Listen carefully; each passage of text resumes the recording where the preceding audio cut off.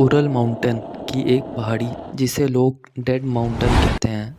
रात का अंधेरा और ठंड -30 डिग्री। टेंट जो अंदर से काटा गया था। 9 लोगों के फुटप्रिंट्स जो जंगल की तरफ जा रहे थे। कुछ सिर्फ सॉक्स में थे, कुछ नंगे पाँव। एक भी जूता नहीं, एक भी कोट नहीं। जो लोग ठंड से बचने के लिए फुली ट्रेंड थे, उन्हें अपना ही सहारा, अपना टेंट अंदर से काट कर भागना पड़ा। ऐसी कौन सी चीज़ उन्हें इतना मजबूर कर सकती है कि मौत बेहतर लगे वहाँ रुकने से। और ये है डाइटलव पास इंसिडेंट। फरवरी 1959, सोवियत रशिया।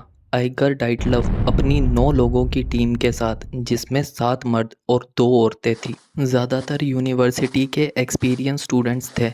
पूरी टीम निकल पड़ी उरल माउंटेन की तरफ, ओटोटन पीक तक पहुंचने के लिए। ये कोई इमेच्योर ग्रुप नहीं था, सब ट्रेंड हाइकर्स थे जो पहले भी फ्रोजन लेक और अनहाइबिटेड एरियाज क्रॉस कर चुके थे। इन्हें पता था ठंड कैसे होती है और उससे बचा कैसे जाता है। 1 फरवरी की रात उन्होंने खोलट सेकल नाम की पहाड़ी पर कैंप लगाया, जिसे लोग डेड माउंटेन कहते हैं। एक ऐसा नाम जो बाद में और भी दहलाने लगा। उनकी लास्ट डायरी एंट्री में मौसम खराब बताया गया, लेकिन सबका मूड हाई था। कोई डर नहीं, कोई टेंशन नहीं। लेकिन उसके बाद सन्नाटा। टेलीग्राम नहीं आया, कोई कांटेक्ट नहीं। जब वो कई दिनों तक वापस नहीं लौटे तो सर्च टीम भेजी गई। फिर कई दिनों की तलाश के बाद 26 फरवरी को उनका टेंट मिला, बर्फ़ में आधा दबा हुआ। और जो उन्होंने देखा उसने सबके होश उड़ा दिए। टेंट अंदर से फटा हुआ था। सोचो, जब बाहर इतनी खतरनाक ठंड हो, तुम्हारा एक ही सहारा हो, पर फिर भी किसी ने या सब ने उसे अंदर से फाड़ दिया, जैसे दरवाजे तक पहुंचने का भी टाइम नहीं था। फुटप्रिंट्स टेंट से जंगल की तरफ जा रहे थे, कुछ पेयर फुट, कुछ सिर्फ सॉक्स में और कुछ के सिर्फ एक ही जूता पहने हुए। मतलब वो लोग वहां से इतनी जल्दी में भागे कि अपना ज़रूरी सामान भी नहीं उठा पाए। पहले 2 लाशें मिली जंगल के किनारे, बिना जूते, सिर्फ अंडरवियर में। हाइपोथर्मिया से मौत हुई ऐसा लग रहा था। ये समझ आता है ठंड से मौत। और जैसे जैसे और लाशें मिलती गई, मिस्ट्री और भी डरावनी होती गई। 2 लोगों की खोपड़ी टूटी हुई थी और 2 लोगों की छाती क्रश हो चुकी थी, इतनी फोर्स से जैसे कोई कार एक्सीडेंट हुआ हो। लेकिन वहाँ किसी कार का आना इम्पॉसिबल था, और वहाँ ऐसी कोई खाई भी नहीं थी कि वो गिरे हों। और एक हाइकर जिसे देखकर सबके होश उड़ गए, ल्यूडमिला डबनिना, जिसकी जीभ और आंखें दोनों गायब थी। किसी की बॉडी पर 3rd डिग्री बर्न्स थे, किसी ने खून की उल्टियां की, और कुछ लोगों के कपड़े रेडियो एक्टिव निकले। एक टेंट, 9 लोग, इतनी सारी चीज़ें जो एक दूसरे से बिल्कुल मैच नहीं करती। अब यहाँ आता है सबसे बड़ा सवाल। इन्वेस्टिगेटर्स को साइट पर कोई एवलांच की रिपोर्ट नहीं मिली, मतलब किसी बर्फ़ का गिरना या कुछ।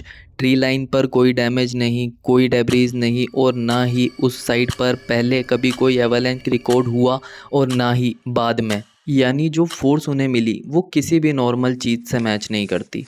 सोवियत इन्वेस्टिगेटर्स ने केस क्लोज कर दिया, सिर्फ एक लाइन लिखकर, कॉम्पेलिंग नेचुरल फोर्स। क्या फोर्स, कैसे, कुछ भी नहीं बताया गया। फाइल बंद कर दी गई और इसके बाद दुनिया भर से लोग इसका जवाब ढूंढ रहे हैं। कुछ लोग कहते हैं केजीबी का हाथ था, और कुछ लोग CIA की बात करते हैं, और कुछ लोग इसे भूतिया कहानियों के साथ भी जोड़ते हैं। और साइंटिस्ट इंफ्रासाउंड का जिक्र करते हैं, एक ऐसी फ्रीक्वेंसी जो इंसान सुन ही नहीं सकता, लेकिन उससे पैनिक, घबराहट इतनी बढ़ जाती है कि इंसान अपना होश खोकर भाग सकता है। 2020 में रशियन गवर्नमेंट ने दोबारा इन्वेस्टिगेट किया और बताया कि शायद एक रेयर स्लैब एवलांच थी, जिसने उन्हें अंधेरे में बिना सोचे समझे भागने पर मजबूर कर दिया। लेकिन अगर एवलांच थी तो उसकी जीभ और वो आंखें कैसे गायब थी, और वो रेडियो एक्टिव कपड़े जिसका कोई जवाब नहीं उनके पास। ऐसी बहुत सी चीज़ें हैं जिसका कोई जवाब नहीं। 66 साल बीत चुके हैं।